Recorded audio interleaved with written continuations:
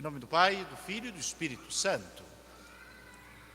Caríssimos fiéis, neste domingo, a Igreja transfere a solenidade externa de todos os santos para que os fiéis possam acorrer a esta liturgia, e pois é dia de preceito, a festa de todos os santos.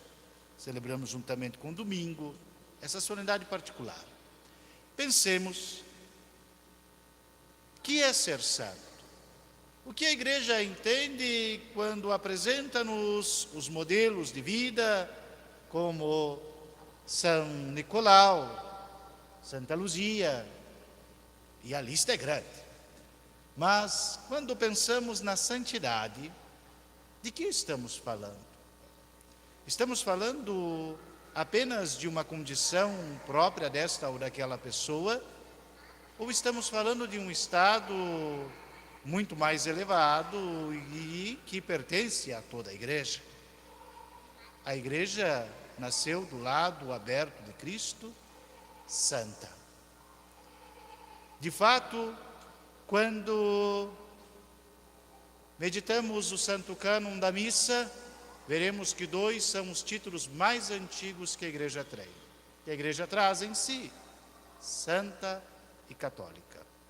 Depois, os santos concílios, Niceia, Calcedônia, vão estabelecer aquela forma mais longa, una, santa, católica e apostólica. A condição da santidade é inerente ao próprio ser da Igreja, pois foi feita para isto e só subsiste sendo santa. Podem dizer que existem realidades da Igreja, de mim e de ti, e de outros que conhecemos por aí, que desfiguram a santidade da Igreja. De fato, existem batizados, vivos, peregrinos sobre a face da terra, eu e tu, que desfiguramos esta santidade visível da Igreja. Mas esses dias são muito propícios para pensarmos qual é o fim último da Igreja. A Igreja, a única e não diferente, mas está em três realidades. Nós, que nos conhecemos bem e caminhamos juntos, a Igreja peregrina sobre a face da terra. Aquela que no dia 2 de novembro passado, oferecemos a missa em sufrágio por ela, a Igreja que padece no purgatório. E hoje, caríssimos fiéis, a gloriosa, a do céu, a resplandecente de beleza, a Igreja que já contempla a face de Deus e nele tem sua vida, sua alegria, seu bem-querer. Quando olhamos para a Igreja, sabemos que esta do céu já é eterna, não passa, não se acaba, não diminui. Quando olhamos para o purgatório, sabemos que o purgatório não é eterno. O purgatório só tem uma porta, que abre para o céu. Quando chegar a justa sentença de Deus, todas as almas dos fiéis falecidos que estão no purgatório serão recolhidas no céu e pertencerão à mesma e única Igreja gloriosa. E nós que caminhamos na face da terra, se o Senhor vir ainda em nossa vida, ou na vida da Igreja que ainda peregrinar, da humanidade redimida que ainda peregrinar, também se acabará, conforme a história chega ao seu fim, o tempo e o espaço, criaturas de Deus cessam, o mundo visível também se acaba.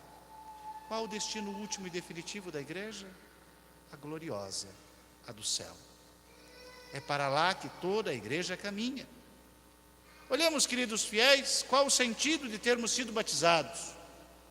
Se não um desejo mais profundo de santidade. Já vão longos e passados os tempos em que se buscava o batismo por causa de eventos sociais, por causa de atividades de família, ou mesmo por certos pensamentos fracos de consciência, como quebrante, mal-olhado ou coisa parecida. Não, entre nós tais coisas não podem fazer parte.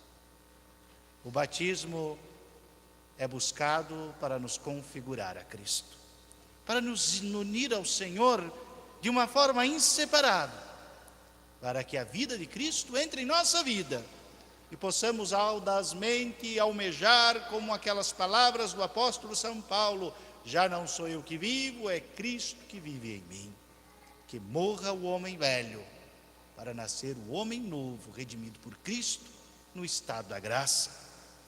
Esta vida divina, esta vida de graça, esta vida do sacramento, é a vida que a morte não detém, que a morte não retém, que a morte não acaba. Se estaremos unidos a Cristo pela força dos sacramentos que Ele nos deu, depois da morte, onde devemos nós estar? Onde, se fomos fiéis ao Senhor e estamos intimamente unidos a Ele de forma inseparável, devemos estar depois de nossa morte? Com Cristo, é claro. E a pergunta que não pode ser negligenciada: onde Cristo está? Calam-se todos, pois não é a hora de exame surpresa de catequese, mas prova boa de que a catequese tem sido tão fraca é que perguntas fundamentais como esta não nos vêm a resposta tão rápido quanto devia. Eu digo, sinais evidentes de que a catequese do tempo atual é insuficiente ou falida, é que a mesma pede que façamos cursinho para batismo de pais e padrinhos e cursinho para católicos casarem. Isto é a prova de que para nada serviram os tempos de instrução da catequese. Para alguns, a catequese não deve ter conteúdo, não deve ter doutrina, não deve ter ensinamento de coisas, mas apenas um encontro fraterno em nome de Jesus. Bem, vemos que o fruto desta forma de catequese não é boa. Pessoas fracas nas respostas da fé. Não são vocês, apenas estão tímidos, pois não é costume que respondam aquilo que o pregador indaga. Olhemos que o próprio credo que cantaremos depois desta homilia nos faz compreender exatamente onde está o Senhor, sem dúvida e sem nenhuma possibilidade de erro. A dextra Dei Patris. O Cristo Senhor está à direita de Deus Pai, e se estamos unidos a Ele, devemos estar com Ele, junto do Pai, no céu. Eis o conceito de santidade: aqueles cuja graça de Deus e a resposta, a cooperação humana à graça, levaram a bons frutos na sua vida. E recolhidos no juízo pessoal, mesmo seus corpos estando ainda na terra, aguardando a ressurreição definitiva, já suas almas contemplam a face de Deus no céu. Eis os santos, todos eles, que hoje a Santa Mãe Igreja nos dá de modo particular celebrar todos juntos. Mas por que todos juntos? Cada um deles já não tem o seu dia no calendário litúrgico? Não podemos nós saber o dia de São Matias, o dia de São Simão, o dia de São Judas Tadeu, que foi agora há pouco, mês passado? Não temos nós os dias dos santos de nossa devoção e nossos patronos? Sim, os santos canonizados, os santos inscritos no rol dos santos, no livro dos santos, na lista daqueles cuja fé nos dá autêntica certeza de que contemplam a face de Deus, e Deus mesmo o fez conhecer pelos milagres que chegaram por suas intercessões. Mas todo mundo tem condições de ter um processo de canonização aberto? Bem sabemos que estes santos que a Igreja nos dá como modelo foram minuciosamente investigados em sua vida e analisados seus milagres. Um processo próprio se estabelece para isso. Alguns de forma mais antiga, como os santos apóstolos, os mártires, estes mais rápido, pois o seu testemunho derradeiro já é certeza de sua santidade. Mas pensemos nos santos mais próximos de nós. Alguns tiveram longos processos de canonização.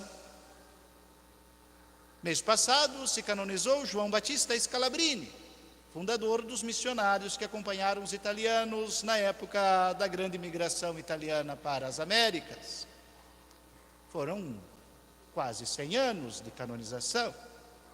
E é preciso ter uma congregação que lembre o Papa. Veja nosso pai fundador, olhe para ele. Ele tem feito coisas boas, tem crescido a devoção. Olhe os milagres, chegou um, dê uma analisada. E isto precisa de atenção e dedicação. Outros, como São Francisco de Assis, imediatamente depois de sua morte, o afluxo de pessoas para Assis era tão grande que o próprio Papa teve que abrir o processo de canonização, porque tinha que dar uma resposta para aqueles fiéis que acorriam a Assis, buscando a intercessão do pobrezinho de Assis. Este foi muito rápido, e com tantos milagres, se pôde escolher os mais viáveis.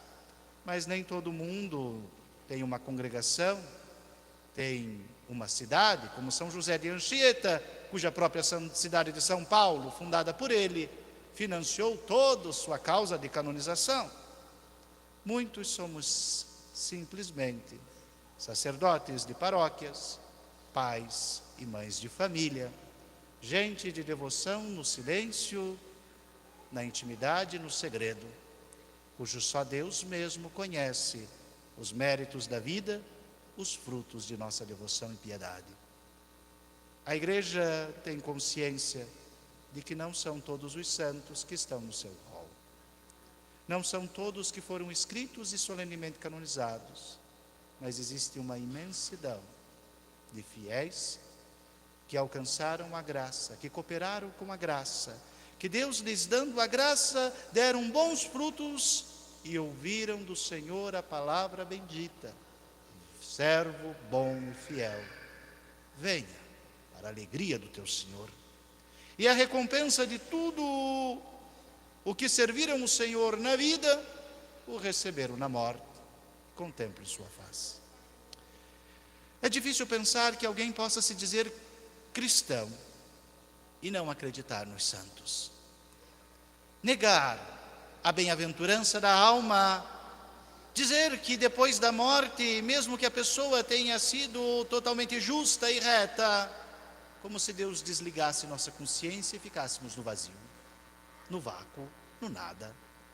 Isto não parece ser certo e nunca o foi, porque desde os apóstolos e os mártires a Igreja sempre teve veneração pelos seus heróis da fé, pelos seus modelos de fé. O vemos e o sabemos muito bem, que não pode ser assim, como se nós, depois da morte, entrássemos em uma letargia e a consciência fosse anulada. Não o é. A intimidade mais profunda do nosso ser tem um destino: o céu para os santos, o purgatório para aqueles destinados a serem santos, mas ainda inaptos, ainda lhes falta satisfazer as culpas de seus pecados, e o triste inferno para aqueles que negaram a graça e não cooperaram com ela. Queridos fiéis, olhemos para as coisas mais altas, olhemos para a Jerusalém do céu, para a cidade dos santos, para o destino que almejamos com todo o nosso ser, e não poupemos esforços para alcançar, para ambicionar tão grande realidade. Esses tempos atendi a um jovem que me dizia assim: padre, de ser santo não tenho mais coragem de pedir a Deus para sê-lo, não ambiciono mais ser santo. Mas por que esta idiotice? Porque já cometi muitos pecados. Do céu não sou digno, nunca o serei. Agora meu objetivo é o último banquinho do purgatório. Mas quem é que pode dar bom fruto buscando o último banquinho do purgatório? Sejam fiéis, sejam sinceros comigo. Quem que pode inflamar todo o seu coração de desejo santo pelo último banquinho do purgatório? Ninguém. Nada mais pode nos satisfazer a sede de vida e de vida divina, de comunhão com Deus, que o céu mesmo. Como nos ensina Santa Teresa d'Ávila, a grande doutora da igreja, eu quero ver a Deus e não aceito nada menos que isto. É preciso desejar as coisas mais elevadas com todo ser, com toda vontade, com todo desejo, com toda inteligência, com toda a mente. É preciso desejar o céu e ambicioná-lo para a Ele ascender na graça e na cooperação da graça os frutos de nossa vida. Louvado seja nosso Senhor Jesus Cristo.